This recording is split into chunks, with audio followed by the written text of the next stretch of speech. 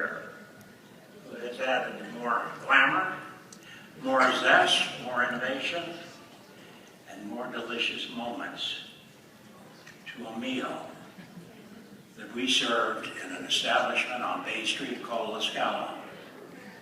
And tonight we're honoring Hart Melvin with the Gold Award as Supplier of the Year.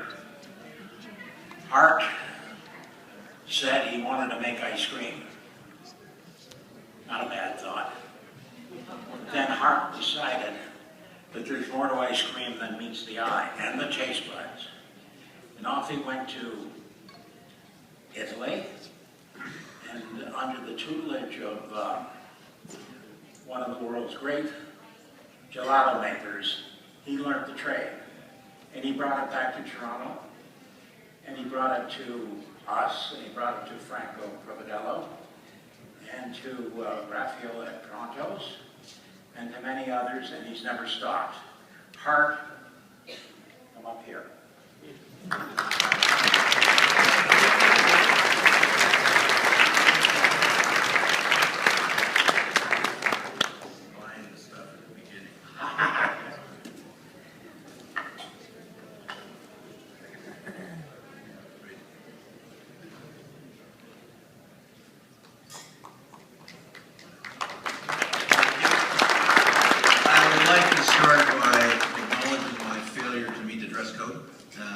With the caveat that I would never trust an ice cream guy that wore a tie.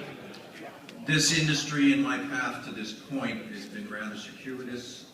When I was in university, the first year was medicine and law, the second year was accounting and dentistry, and then engineers were behind that, and all else failed, you became a teacher. The word hospitality was rarely used in conversation and usually only modified by the adjective southern. So the fact that we now have an industry is a remarkable testament to, I suppose, my maturity. Over the course of the years, since I was taught how to make gelato in a way that I never could have imagined, I was welcomed and supported by the consummate professionals that are the cornerstone of this organization and our city.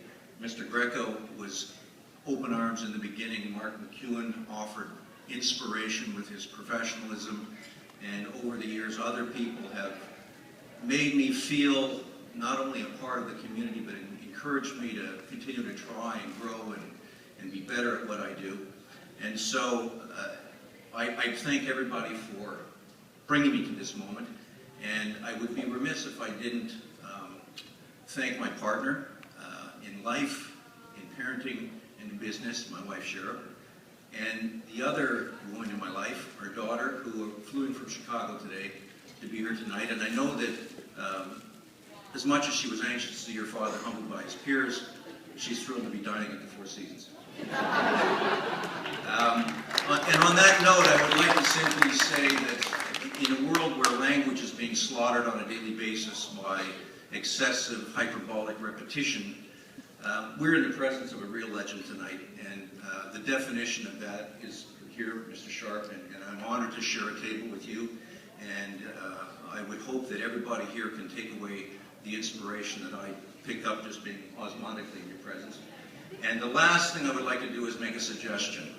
Monday morning, a spring ritual in us for a number of years, I drop my wife at Hopkins State Park about a little after 7 so she could run the Boston Marathon. About 12:30, I met her at mile 17 and took the obligatory photograph to prove that I was actually there.